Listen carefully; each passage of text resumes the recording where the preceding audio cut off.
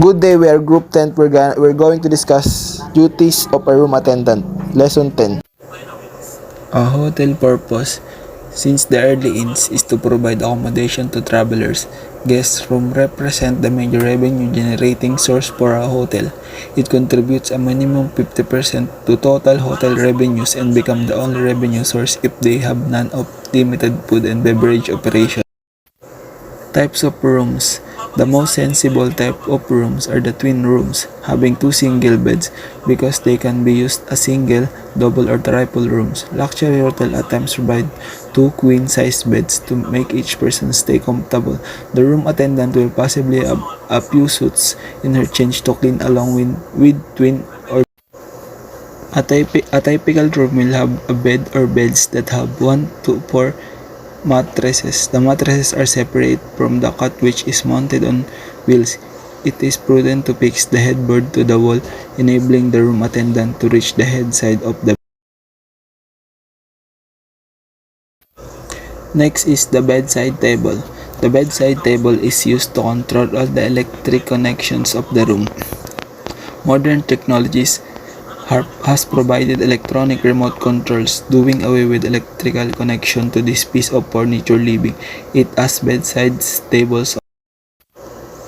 The room will have an entrance light in the passage. As one enters the room, the standard bulb power for bedside tables is 60 watts, while for the standard lamp and dresser's lights has 100 watts. Bathroom have a neon mirror lights and ceiling spotlight with a normal bulb. The large rack. The wooden rack is sturdier and prepared by hotels that have international travelers with heavy baggage. Hotel housekeeping can keep a few foldables ones in the floor linen room if a guest requires them for additional storage. To fix wooden features has brass strips so as not to damage the wood, and the other is the foldable one. The wardrobe is the prime storage space in the room for guest belongings and additional blankets and pillows. It would have a section to hang long clothes like dresses and gowns, shelves or for extra pillows, and drawers for clothing accessories. Some wardrobes have internal lighting to see clearly the articles in the cupboard. The dresser is a multi-purpose piece of furniture. It has a base that acts as a dresser as well as the writing desk. The dresser has drawers where the guests will find guest stationery and sewing kits. On the top, the dressers will display menu cards, guest comments, formats, and internal advertisement material. Rules on a guest floor. Rules for the floor attendant prior to commencing work on the floor. All housekeeping staff, especially room attendants, must follow some floor rules that lend an air of efficient and least inconvenience to guests. The floor and rooms are most private and personal to the guests who are concerned about the people who frequent to them. They place a large trust in the management of hotel through the room attendants who are private to their rooms and belongings. The room attendant is issued the master key by the desk control supervisor. She signed for the facility and therefore become responsible for its safekeeping. It also signifies that trust has been placed in her by both the management and guests to access guest floor and rooms. To uphold this trust, the following rules must be strictly observed on the floor. So, ayun, bilang isa daw pong room attendants or maid, is napaka-importante daw po na dapat sumunod sa mga rules or floor rules, especially kapag maglilinis na daw po ng isang room. Dahil ang mga floor rooms daw po is ito po yung pinaka private and personal matters for the guest. Kaya importante na sumusunod tayo sa rules para mapanatili natin ang pagtitiwala ng ating mga guests. Meron po tayong mga following rules na dapat nating ino-observe kapag tayo ay nasa isang floor service. Number 1 is Always be informed and properly groom when entering the floor. The moment a room attendant enters the floor, she reflects the image of the property. It is punishable for room attendants to be out of uniform when on duty. Yan. Yan po yung isa sa pinaka-importante po na sinusunod ng isang room attendant, na maging proper yung ating uniform kapag tayo nasa cleaning service na, or enter na tayo dun sa each rooms para dun sa naka-assign na sa ating mga rooms. Dahil dito po nakikita ng mga guests kung gaano ka-decent or naka-well proper ang kanilang mga employees sa hotel. Number 2 is always reach the floor by the service elevator and enter the floor through the service entrance. The guest elevators are meant for the guests only. Number 3 is conversation among the floor staff must be restricted to a minimum. In case communication is necessary, this must be done in low tone even when guests are not in sight. Ayan. Ang mga staff daw po is restricted ang kanilang conversation kapag sila ay nasa duty na or habang sila ay nag-clean na ng mga rooms. Ito ay para maiwasan natin yung pagtagal ng cleaning time natin. Syempre may limits naman po and maximum ang paglilinis ng isang room. And of course, hindi maganda sa paningin ng mga guests na mas inuuna pa nila yung mga pag-uusap kesa sa paglilinis. And if needed naman na mag-usap ang mga staff, kailangan po ay nasa lower tone lang ang kanilang mga boses para po hindi rin distracted sa guest, lalo na nandun yung guest na may-ari ng rooms. So, ayun, dapat i-follow natin yung rules na yun. And number 4 is unnecessary movements like running or jumping must be avoided. Such movement can disturb guests in the room. Ayun.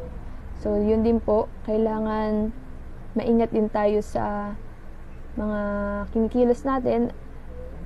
Kaya dapat po wag tayo masyadong clumsy bagay naglilinis po tayo sa room. Number 5, room. Number 5 is passageway must be kept free of equipment, tray, or trollers.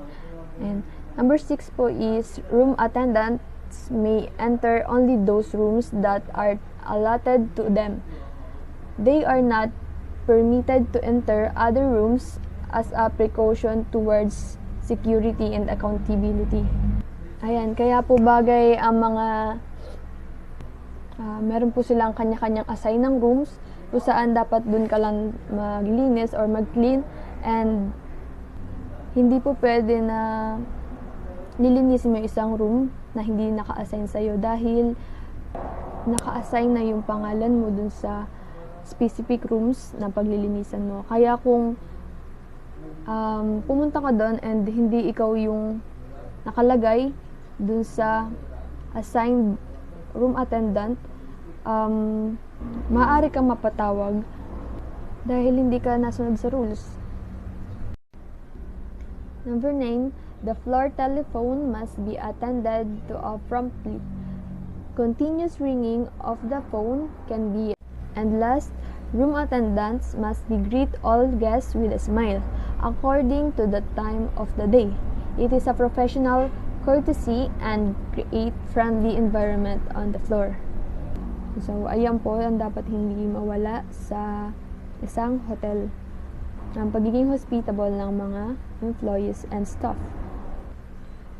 The procedures includes knocking the door and announcing housekeeping to be repeated after 15 times. It must be It must be understood that the room attendant is a custodian of floor and rooms are allotted to her or him. She is accountable for any missing items or incidents in that area. She becomes the doorkeeper of that floor section and must be passionate about her area of responsibility.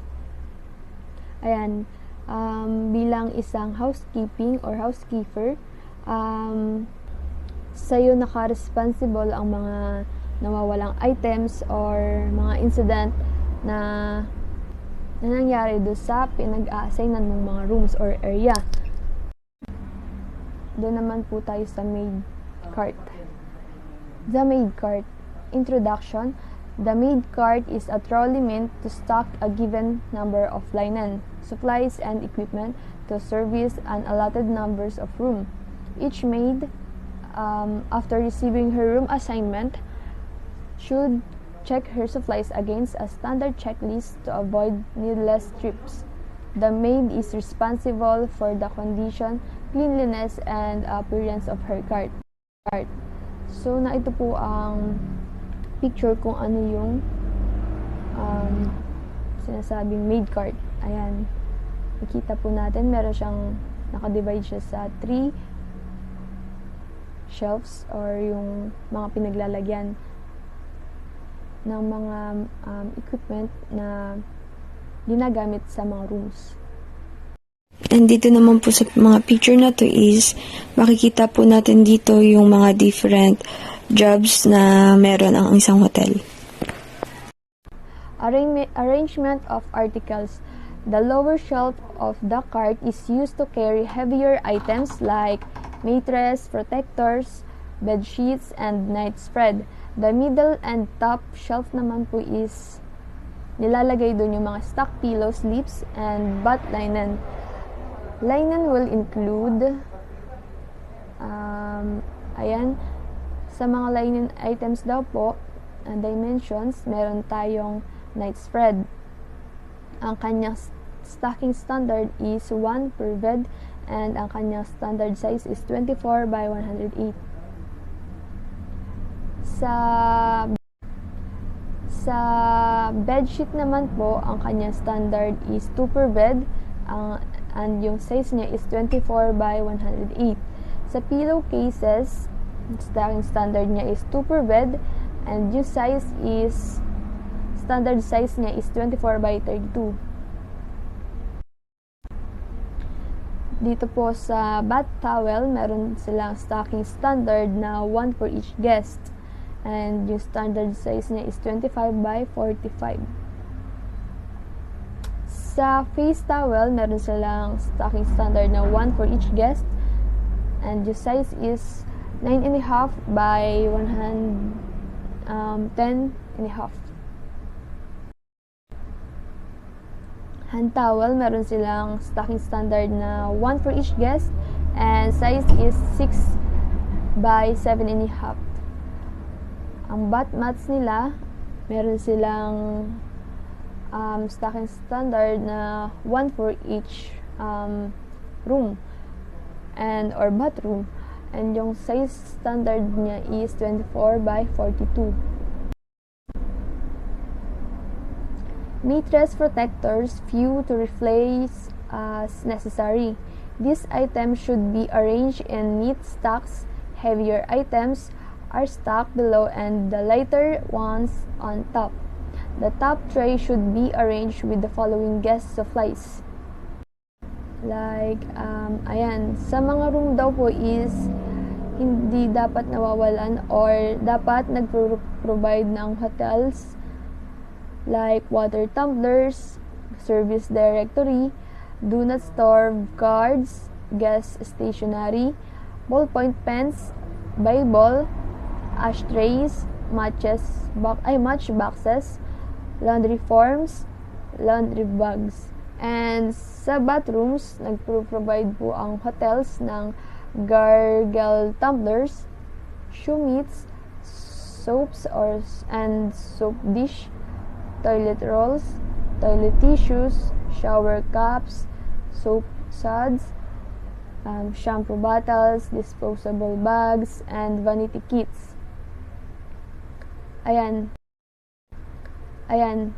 Meron pa rin po sa rooms ng mga ganitong items like clothes hangers, candle stand, scribble pads, bathroom, guest house rules, guest comment form saving kits, breakfast nab cards, and plastic shirt bags. Sa bathrooms, meron din po ang mga hotel ng vanity display basket, water tumblers, and tent cards.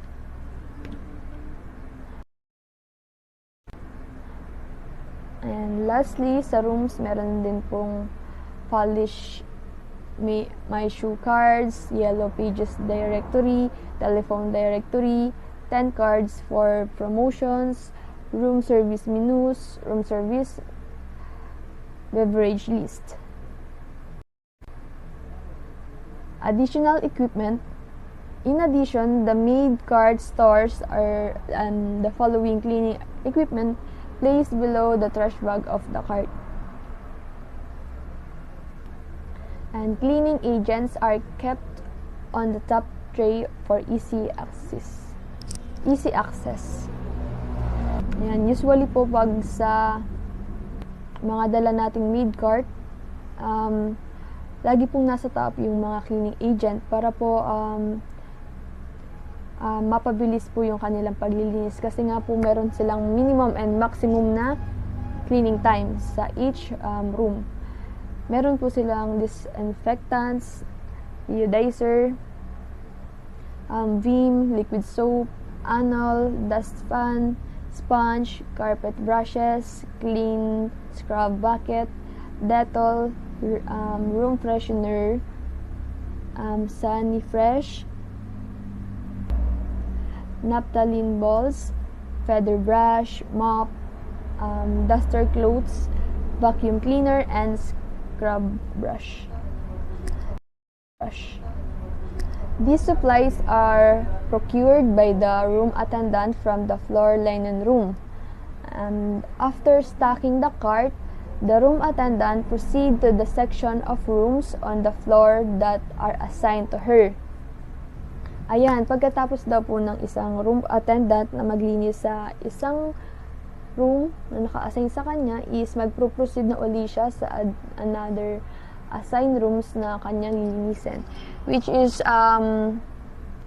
mayroong limits naman po yung kanyang lilinisin each day. Maid carts are placed along the corridor wall on the side of the room being serviced. The cart should be so positioned as to service a minimum of 2 rooms without such movement of the room attendant to minimize trips to the cart and thereby reduce the fatigue factor. Consideration of selection of a maid cart. When selecting maid carts, consideration is given to it being lightweight to ensure easy mobility by the maid. Heavy carts are crumpled corridor carpets. The wheel of the cart must be steady construction and should be oiled well periodically to ensure smooth movement. Cleaning a room. Room cleaning procedures prior to reporting on a floor. The room attendant already knows the status of the room assigned to her on the floor. This is given to her at time of briefing by the floor supervisor. The room attendant can prioritize the room according to occupancy.